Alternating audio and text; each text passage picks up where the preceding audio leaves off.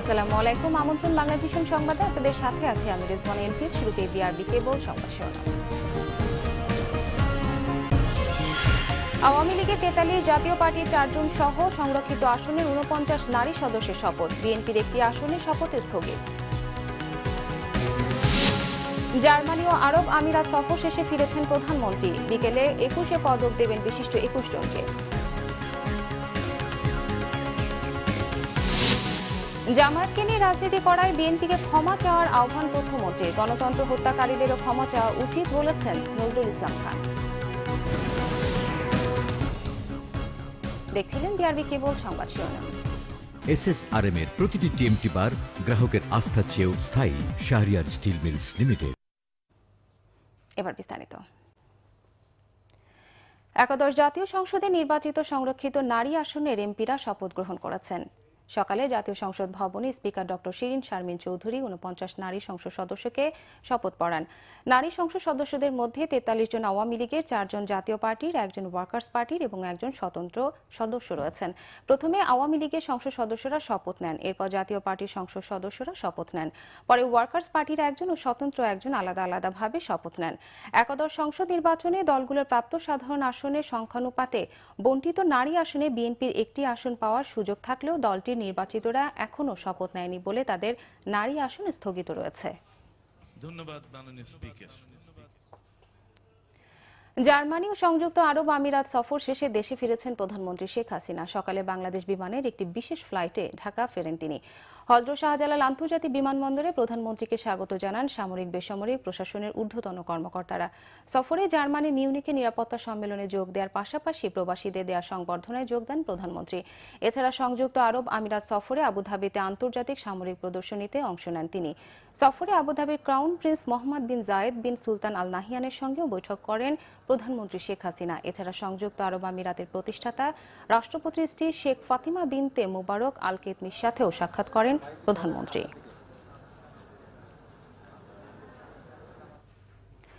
এদিকে নিজ নিজ ক্ষেত্রে অসামান্য অবদান রাখায় দেশের 21 বিশিষ্ট ব্যক্তিত্বের মধ্যে 21 পদক 2019 প্রদান করা হবে। প্রধানমন্ত্রী শেখ হাসিনা বিকেল 4টায় বঙ্গবন্ধু আন্তর্জাতিক সম্মেলন কেন্দ্রে পদকপ্রাপ্তদের হাতে পদক তুলে দেবেন। 21 পদকের জন্য মনোনীত ব্যক্তিরা হলেন ভাষা আন্দোলনের অধ্যাপক হালিমা খাতুন মরণোত্তর, অ্যাডভোকেট গোলাম আরিফ টিপু, অধ্যাপক মনোয়ারা ইসলাম, সঙ্গীতে সুবীর নন্দী, আজম খান মরণোত্তর ও খায়রুল আনাম শাকিল, অভিনয়ে লাকি ইনাম, সুবর্ণা মোস্তফা ও লিয়াকত আলী লাকি, চিত্রকলায় সাইদা খানম, চারুকলায় জামাল উদ্দিন আহমেদ, মুক্তিযুদ্ধে ক্ষিতীশচন্দ্র বৈশ্য, গবেষণায় ডক্টর বিশ্বজিৎ ঘোষ ও ডক্টর মাহবুবুল হক, শিক্ষায় ডক্টর প্রণব কুমার বড়ুয়া, ভাষা ও সাহিত্যে রিজিয়া রহমান, ইমদাদুল হক মিলন, অসীম সাহা, আনোয়ারা সৈয়দ হক ও মইনুল আহসান সাবের এবং হরিশঙ্কর জলদাস। 1952 সালে ভাষা আন্দোলনের শহীদদের স্মরণে প্রবর্তিত 21 পদক দেশের দ্বিতীয় সর্বোচ্চ বেসামরিক পুরস্কার। সংস্কৃতি বিষয়ক মন্ত্রণালয় প্রতি বছর পুরস্কার হিসেবে একটি স্বর্ণপদক, একটি সম্মাননা সনদ ও নগদ অর্থ দিয়ে থাকে। অমর 21 ফেব্রুয়ারি আন্তর্জাতিক মাতৃভাষা দিবস উপলক্ষে কেন্দ্রীয় শহীদ মিনারে চলছে শেষ মুহূর্তের প্রস্তুতি। সকাল থেকেই পুরো শহীদ মিনার এলাকার নিয়ন্ত্রণ নেয় আইন শৃঙ্খলা রক্ষাকারী বাহিনী। রয়েছে ভিভিআইপিদের নিরাপত্তায় নিয়োজিত সদস্যরাও। সে সময়ে ধোয়া মোছার কাজ করছে পরিচ্ছন্ন কর্মীরা। পুরো শহীদ মিনার ও আশপাশের এলাকায় বসানো হয়েছে সিসি ক্যামেরা। আশপাশের দেয়ালে লেখা হচ্ছে ভাষা আন্দোলনের নানা স্লোগান। এরই মধ্যে অনেকেই দেখতে গেছেন আন্তর্জাতিক মাতৃভাষা দিবসের অনুষ্ঠানের প্রস্তুতি। রাত 12টায় প্রথম প্রহরে কেন্দ্রীয় শহীদ মিনারে ভাষা শহীদদের প্রতি শ্রদ্ধা জানাবেন রাষ্ট্রপতি এবং প্রধানমন্ত্রী। রাষ্ট্রীয় আনুষ্ঠানিকতার পর শহীদ মিনার উন্মুক্ত করা হবে সর্বসাধারণের জন্য। নিরাপদে ফিরুক আপনার কাছের মানুষ। অশোক লেল্যান্ড, এটি ইফাদ অটোস লিমিটেডের পণ্য। শরীয়তপুরে জাজিরা প্রান্তে পদ্মা সেতুতে 8ম স্প্যান বসানোর কাজ চলছে। জাজিরা প্রান্তে সেতুর 35 ও 36 নম্বর পিলারে বসানো হবে স্প্যানটি। মঙ্গলবার মাওয়া প্রান্ত থেকে শক্তিশালী ক্রেন তিয়ানি এর মাধ্যমে স্প্যানটি জাজিরা প্রান্তে নেওয়া হয়। ভোর থেকে স্প্যানটি বসানোর কাজ শুরু কথা থাকলেও ঘন কুয়াশার কারণে স্প্যান বসানোর কাজ শুরু করতে দেরি হয় বলে জানিয়েছেন প্রকৌশলীরা। স্প্যানটি পিলারে স্থাপন করা হলে জাজিরা প্রান্তে পদ্মা সেতুর 1200 মিটার দৃশ্যমান হবে। এর আগে মুন্সিগঞ্জ প্রান্তে একটি স্প্যান বসানো হয়েছিল।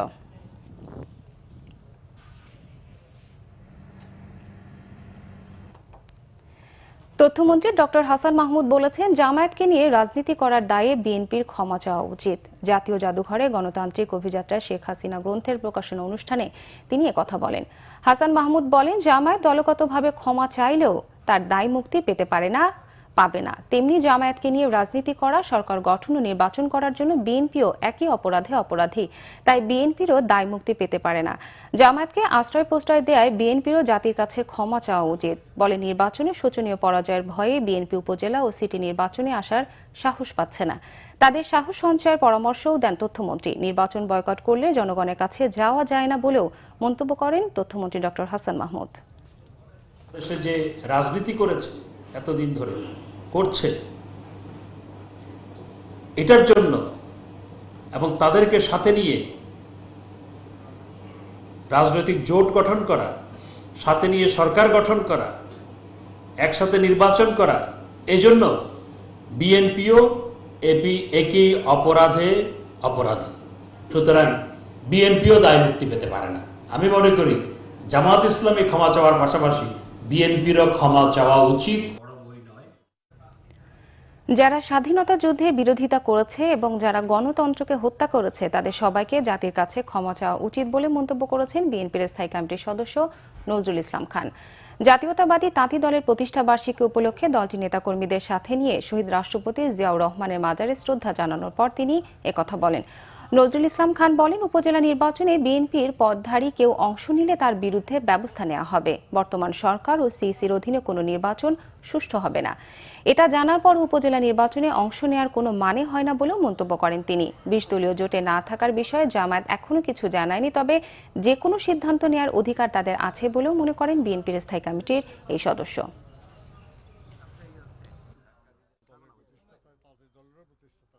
স্বাধীনতা যুদ্ধে বিরোধিতা করেছে, সেজন্য তাদের দুঃখ প্রকাশ করা উচিত বা লজ্জা প্রকাশ করা উচিত, ক্ষমা প্রার্থনা করা উচিত। এটা যেমন যুক্তিসঙ্গত দাবি, তো সেরকম আরও অনেক কিন্তু যুক্তিসঙ্গত দাবি আছে। এই বাংলাদেশে যারা গণতন্ত্র হত্যা করেছে, স্বাধীনতার সুবর্ণ ফসল, স্বাধীনতার বিরুদ্ধে যারা কাজ করেছে, আমরা নিশ্চয়ই তাদের শাস্তি চাই, আমরা নিশ্চয়ই তাদের বিচার চাই, সবই চাই। কিন্তু স্বাধীনতার সুবর্ণ ফসল যে গণতন্ত্র, সেই গণতন্ত্র যারা হত্যা করেছে তারাও তো আজ পর্যন্ত জনগণের কাছে ক্ষমা প্রার্থনা করে নাই। বিএনপি চেয়ারপারসন বেগম খালেদা জিয়া অনুপস্থিত থাকায় নাইকো মামলার চার্জ গঠনের শুনানি হয়নি। শুনানি পরবর্তী তারিখ দেওয়া হয়েছে 3 মার্চ। পুরান ঢাকা নাজিমউদ্দিন রোডে পুরাতন কেন্দ্রীয় কারাগারে বসানো বিশেষ জজ আদালতে এই মামলার কার্যক্রম শুরু হয় দুপুর 12:15টার দিকে। এই মামলায় অভিযোগ গঠনের শুনানি না হলেও খালেদা জিয়ার চিকিৎসার জন্য করা আবেদনের শুনানি হয়েছে। এ বিষয়ে পরে আদেশ দেওয়া হবে বলে জানান বিচারক। পরে গুরুতর অসুস্থ থাকায় বেগম খালেদা জিয়া আদালতে আসতে পারেননি বলে জানান তার আইনজীবী ব্যারিস্টার মওদুদ আহমদ। বঙ্গবন্ধু মেডিকেল চিকিৎসা শেষ না করেই কারাগারে ফিরিয়ে নেয় বেগম খালেদা জিয়ার অসুস্থতা আরও বেড়েছে বলেও সাংবাদিকদের জানান তিনি। শুনানিতে খালেদা জিয়ার ব্যক্তিগত ডাক্তারদের নিয়ে পরীক্ষা নিরীক্ষা করিয়ে সুচিকিৎসার ব্যাপারে আদালত ইতিবাচক আদেশ দেবেন বলে আশা করছেন তার আইনজীবীরা। অন্যদিকে রাষ্ট্রপক্ষের আইনজীবী মোশাররফ হোসেন কাজল জানিয়েছেন, ঘুমিয়ে থাকায় বেগম খালেদা জিয়া আদালতে আসতে পারেনি। কানাডিয়ান প্রতিষ্ঠান নাইকোর সঙ্গে অস্বচ্ছ চুক্তির মাধ্যমে রাষ্ট্রের আর্থিক ক্ষতি ও দুর্নীতির অভিযোগে খালেদা জিয়া সহ 5 জনের বিরুদ্ধে 2007 সালে মামলাটি করেছিল দুর্নীতি দমন কমিশন।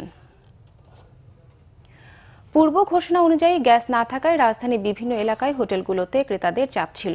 অনেকেই সকালে ঘুম থেকে উঠে সকালে নাস্তার জন্য হাজির হন হোটেলগুলোতে। গ্রিন রোড, ধানমন্ডি সহ বিভিন্ন এলাকার হোটেলে পুরুষ মহিলাদের কিছুটা উপস্থিতি দেখা গেছে। অনেক এলাকার হোটেলের সামনে স্কুলের মাইক্রোবাস থামিয়ে সকালে নাস্তা কিনতেও দেখা গেছে। ভুক্তভোগীদের অভিযোগ, সকাল 6টায় ফিরে আসার কথা থাকলেও 8টা পর্যন্ত চুলায় গ্যাসের দেখা মেলেনি, তাই হোটেলের খাবারের উপরই নির্ভর করতে হয়েছে। আবার ঘোষণা অনুযায়ী গ্যাস না থাকার কথা থাকলেও মগবাজার সহ কয়েকটি এলাকায় গ্যাস ছিল।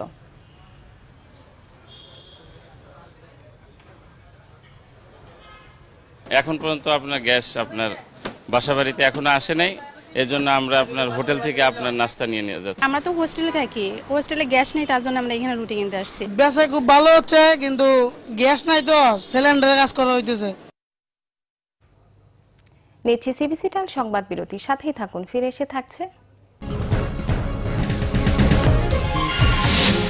পাক ভারতে চলমান উত্তেজনা শান্ত করতে সমঝোতার প্রস্তাব জাতিসংঘ মহাসচিবের, দুপক্ষকে সংযত আচরণের তাগিদ।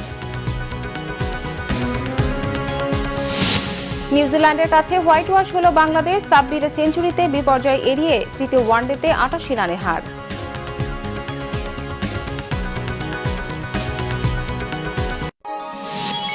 আপনারা দেখছেন বাংলা ভিশন সংবাদ ও প্রতিকার নিয়ে তথ্য নির্ভর ও বিশ্লেষণধর্মী অনুষ্ঠান প্রসঙ্গ আইন। আমি একটা জিনিস চাইছি, এটা কিন্তু কখনো অধিকার নয়। যদি আইন দ্বারা স্বীকৃত হয় তাহলে সেটা আইনগত অধিকার হয়ে যাবে। আপনি আপনার রাইট ইউজ করবেন, আরেকজনের রাইটের প্রতি আপনাকে জানতে হবে। খাবারের মধ্যে ভেজাল মেশানো বড় ধরনের হুমকি স্বরূপ একটা অ্যাক্টিভিটিস।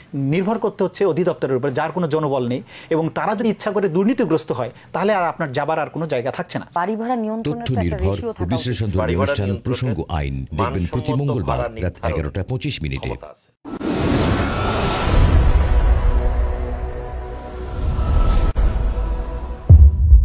Everything is possible. अबे हट, तू आ। Taki taki, taki taki rumba. তারকাদের জীবনযাপন, ঘটনা দুর্ঘটনা রটনা নিয়ে অনুষ্ঠান স্যান্ডেলিনা স্টার ওয়ার্ল্ড।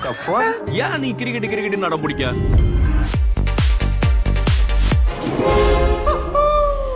কিসে দাগ তুমি জানো না?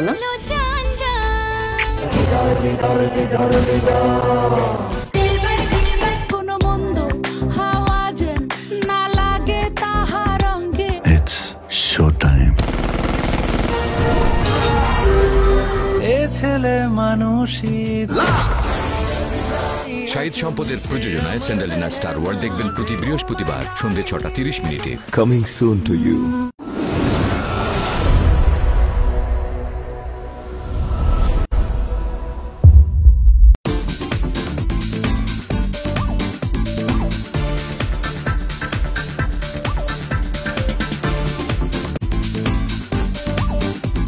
রূপচর্চা এবং রূপচর্চার টিপস নিয়ে সৌন্দর্য বিষয়ক অনুষ্ঠান সানসিল্ক সৌন্দর্য কথা।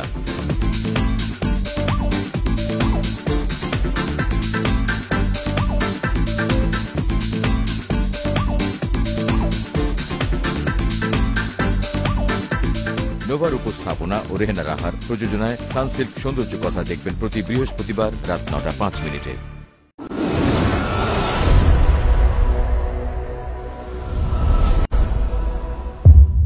বন্ধু 3 দিন তোর বাড়িতে গেলাম, দেখা পাইলাম না।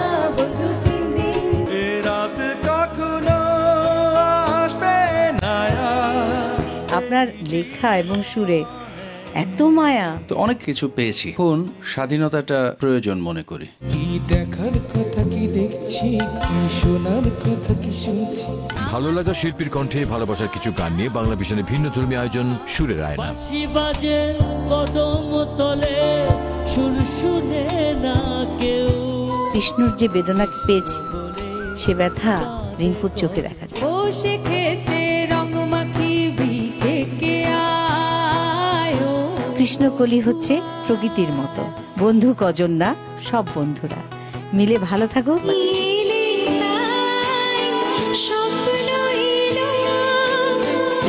ফাহমিদা নবীর উপস্থাপনা ও তাহমিনা মুক্তার প্রযোজনায় সুরের আয়না দেখবেন প্রতি শুক্রবার সন্ধ্যে 6:25 মিনিটে।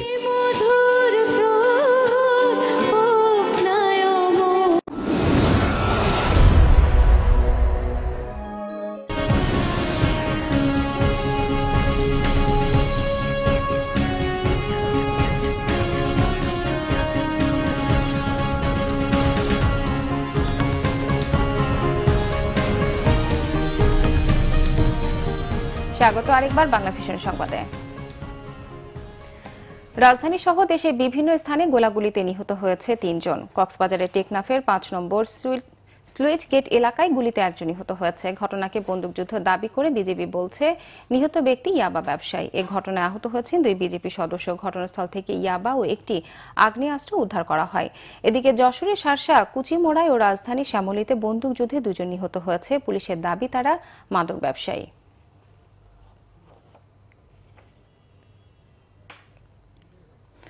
পারিবারিক কলহের জেরে লক্ষ্মীপুরে ভাইয়ের হাতে ভাই খুন হয়েছে। মঙ্গলবার রাতে সদর উপজেলার আঠিয়া বাজার এলাকায় হত্যাকাণ্ড হয়। পুলিশ জানায় দীর্ঘদিন ধরে বড় ভাই হান্নানের সাথে পারিবারিক বিরোধ চলছিল ছোট ভাই মান্নানের।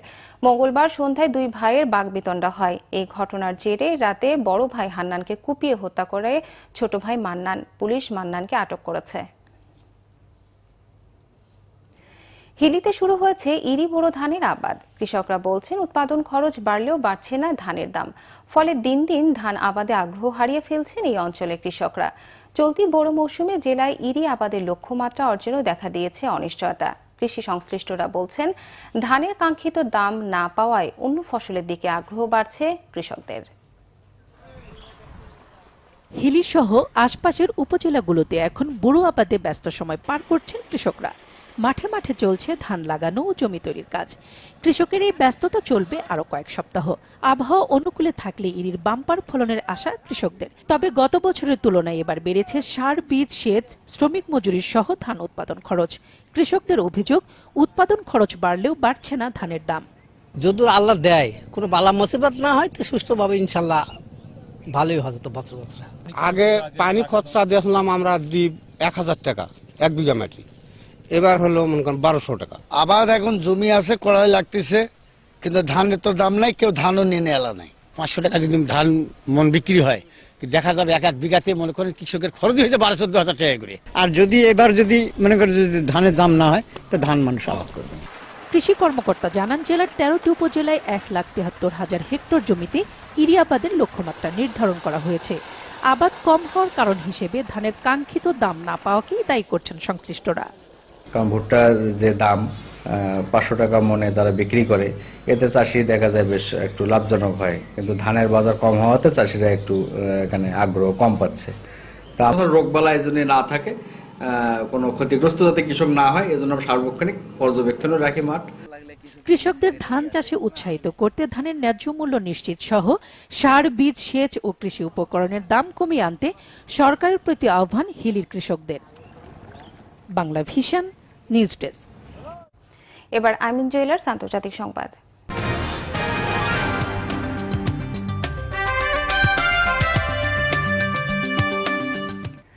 জম্মু ও কাশ্মীরে আধা সামরিক বাহিনীর অন্তত 46 সদস্য নিহতের জেরে ভারত পাকিস্তানের মধ্যে চলমান উত্তেজনা শান্ত করতে সমঝোতার প্রস্তাব দিয়েছেন জাতিসংঘ মহাসচিব অ্যান্তোনিও গুতেরেস। সেই সাথে অনাকাঙ্ক্ষিত ঘটনা এড়াতে দুপক্ষকেই সংযত আচরণের তাগিদ দিয়েছেন তিনি। জাতিসংঘ মহাসচিবের মুখপাত্র স্টিফেন দুজারিক জানান, জম্মু ও কাশ্মীরে সন্ত্রাসী হামলার পর দুদেশের মধ্যে চলমান ঘটনা প্রবাহে উদ্বিগ্ন অ্যান্তোনিও গুতেরেস। এই উত্তেজনার স্বাভাবিক পর্যায়ে নিয়ে আসতে অবিলম্বে কার্যকর উদ্যোগের পাশাপাশি ভারত ও পাকিস্তানকে সর্বোচ্চ সংযত প্রদর্শনের আহ্বান জানিয়েছেন তিনি। এক্ষেত্রে জাতিসংঘের পক্ষ থেকে সমঝোতার প্রস্তাবও দিয়েছেন। এর আগে গুতেরেসের সাথে বৈঠকে জম্মু ও কাশ্মীর পরিস্থিতিতে সৃষ্ট উত্তেজনা ও সার্বিক পরিস্থিতি তুলে ধরেন জাতিসংঘে নিযুক্ত পাকিস্তানের প্রতিনিধি ডক্টর মালিহা লোধি। এই বৈঠকে লোধি জানান, সমঝোতা আলোচনার প্রতি পাকিস্তান বরাবরই আন্তরিক। জাতিসংঘ নিরাপত্তা পরিষদকেও এ বিষয়ে ভূমিকা রাখার অনুরোধ জানিয়েছেন তিনি। আইএসে যোগদান করে জঙ্গিদের সহযোগিতার অভিযোগে বাংলাদেশি বংশোদ্ভূত কিশোরী শামীমা বেগমের নাগরিকত্ব বাতিল করেছে ব্রিটিশ সরকার। তবে নাগরিকত্ব ফিরে পেতে আইনিভাবে লড়ছে শামীমার পরিবার। যুক্তরাজ্যের স্বরাষ্ট্র মন্ত্রণালয় জানান, ব্রিটিশ নাগরিকত্ব বাতিল হলেও অন্য কোনো দেশের নাগরিক হতে বাধা নেই শামীমার। বর্তমানে সে সিরিয়ার একটি বন্দী শিবিরে আটক রয়েছে। বিবিসি সহ অন্যান্য সংবাদ মাধ্যমকে দেয়া সাক্ষাৎকারে শামীমা জানিয়েছে, সে আইএসের পোস্টার গার্ল বা আদর্শ কন্যা হতে চায় না। সে শুধু সদ্য জন্ম হওয়া ছেলে সন্তানকে নিয়ে ব্রিটেনে ফিরতে চায়। অপুষ্টি সহ বিভিন্ন রোগে তার 2 সন্তান মারা গেলে অনাগত সন্তানকে বাঁচাতে আগে এ ধরনের আকুতি জানিয়েছিল শামীমা। 2015 সালে মাত্র 15 বছর বয়সে লন্ডন থেকে পালিয়ে সিরিয়া গিয়ে জঙ্গি গোষ্ঠী আইএসে যোগ দেয় শামীমা। পরে এক আইএস জঙ্গিকে বিয়ে করে সে। জানাবো ক্লেমন খেলার সংবাদ।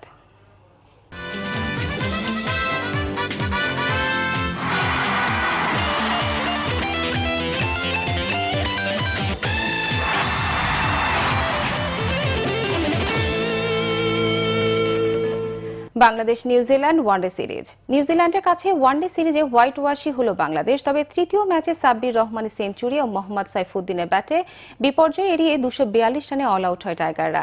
6 উইকেটে 330 রানের স্কোর গড়া কিউইরা জয় পায় 88 রানের বড় ব্যবধানে। ডানলিডিনে কঠিন টার্গেটে ব্যাট করতে নেমে আগের 2 ম্যাচের বিপর্যয়কেও ছাড়িয়ে যায় বাংলাদেশ।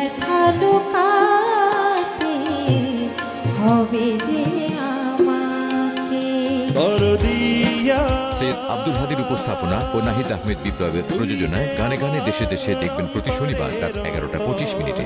স্বাগত জানাচ্ছি। বিএসআরএম গণতন্ত্র এখন অনুষ্ঠানে। তখন তো সবাই অ্যাসপিরেশন বাড়ে, আচ্ছা একজন সেক্রেটারি সাহেব রিটায়ার করে যদি উনি এমপি হয়ে যেতে পারেন, মন্ত্রী হয়ে যেতে পারেন, তাহলে আমিও হতে পারি। ওইটা কোনো অজুহাত না, কারণ ওটা রিজলভ হওয়ার পথে বাইলেটারালি আমরা করে ফেলছি। তারপর আমরা একটা জোরালো বিবৃতি আশা করছি।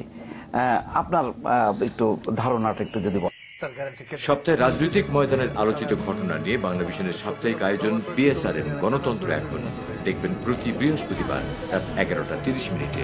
তবে আমি বলি যে বাংলাদেশ ফুটবল বান্দাকে আল্লাহ নানান ভাবে পরীক্ষা করেন। এই পরীক্ষায় যারা ধৈর্য ধারণ করে মহান রব্বুল আলমিনের রহমত এবং দয়া তাদের উপরে বর্ষিত হয়। আমরা যদি কোরআনমুখী হই তাহলে মাহে রমাদানের প্রস্তুতিটা আমাদের জন্য অনেক সহজ হয়ে যাবে। আল্লাহ পাক কোরআনুল কারীমের মধ্যে বলেছেন যে ওমা খালাকতুল জিন্না ওয়াল ইনসা ইল্লা লিয়াবুদুন, আমি মানুষ এবং জিন জাতিকে শুধু আমার ইবাদতের জন্য সৃষ্টি করেছি। অনেক সময় লোভের কারণে আমরা অনেক জিনিস, হালাল জিনিসকে আমরা কিন্তু হারাম করে ফেলি। এর থেকে আমাদেরকে বেঁচে থাকতে হবে। আপনাকে দেওয়া হয়েছে আল্লাহর সৃষ্টিকে বোঝবার জন্য, তাহলে স্পেসের দিক দিয়ে আপনি সুপ্রিম। যদি পরের হক নষ্ট করা হয় তাহলে পরের হক ফিরিয়ে দিতে হবে, তারপরে ক্ষমা চাইতে হবে। জুমায় এমন একটি সময় আছে যখন ব্যক্তি দাঁড়িয়ে নামাজ আদায় করে, সেই সময় সে আল্লাহর কাছে যাই চায় আল্লাহ সুবহানাহু ওয়া তাআলা তাকে তাই প্রদান করেন। ইয়া আইয়ুহান নাবিয়্যু ইন্না ইসলামের বিভিন্ন বিষয় নিয়ে সপ্তাহের নিয়মিত ইসলামিক অনুষ্ঠান মানব জীবনে ইসলাম সুন্দর ও সত্য। অধ্যাপক ডক্টর মোহাম্মদ আব্দুর রশিদের উপস্থাপনা ও সালাম পাঠান রাসেলের। সংবাদ শেষ করব বিআরবি কেবল শিরোনামগুলো আরেকবার জানিয়ে। আওয়ামী লীগের 43 জাতীয় পার্টির 4 জন সহ সংরক্ষিত আসনের 49 নারী সদস্যের শপথ, বিএনপির একটি আসনের শপথ স্থগিত। জার্মানি ও আরব আমিরাত সফর শেষে ফিরেছেন প্রধানমন্ত্রী, বিকেলে 21 পদক দেবেন বিশিষ্ট 21 জনকে।